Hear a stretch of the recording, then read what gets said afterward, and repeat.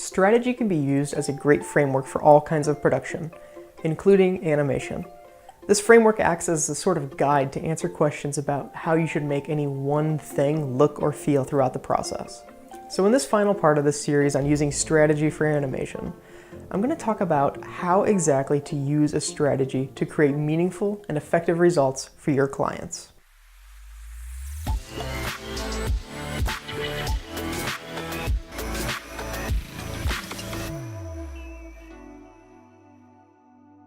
After watching the first two parts of this series, you know why strategy is important, how to create a strategy, and now we're going to talk about how to use that strategy in your animation. All decisions, no matter how big or small, should reflect the strategy. Remember, the strategy is this guide to answer all of your questions. The best part is that it sort of eliminates that scary blank page that artists commonly fear, and it gives a framework to create within.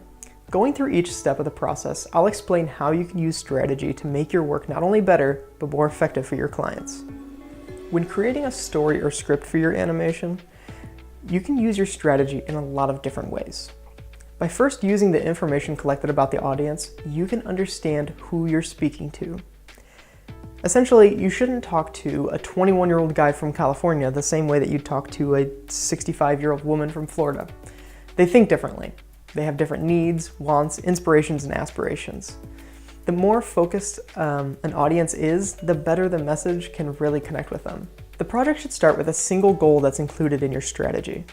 So make sure whatever the story is about, it relates to getting that target audience to take a specific action that matches that goal. Styles, tastes, and visual preferences are completely different based on all audiences.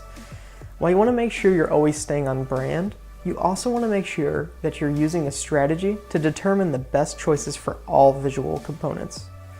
Let's think again about the 21-year-old and the 65-year-old. The 21-year-old may prefer trendy colors with cool type, while the 65-year-old may prefer simple colors with font big enough to just be able to read. That's not actual research, but an example of how your art direction can be created with the help of your strategy. You can even go as far as character proportions in your design here. The 3-head-tall character will be more playful and childlike, while an 8-head-tall character would feel much more grown up and more relatable to an older audience. Think of each animation principle as a slider. On one end of the slider is silly and funny, while the other side is serious or mechanical. It's a good idea to figure out where the brand, the audience, and the goal fit into the slider for each principle before doing any sort of animation.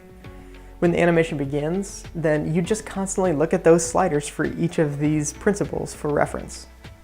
Now, where does the animation go when it's all done?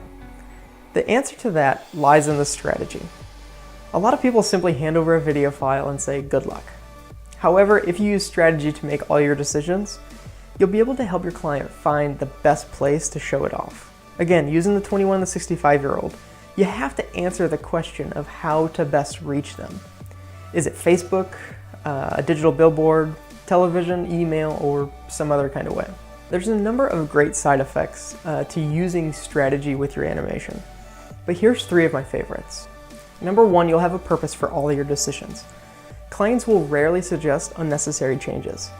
If they do, then you can provide them with a specific reason for making that decision that you did, and then they'll see pretty clearly that you've thought about the details much more than they have.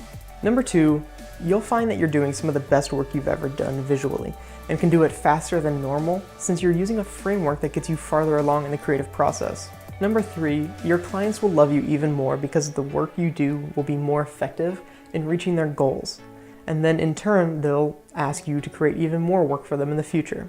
So there it is. I hope you enjoyed this series on strategy. I'll see you next week for the next episode of The Zweli Show. Thanks.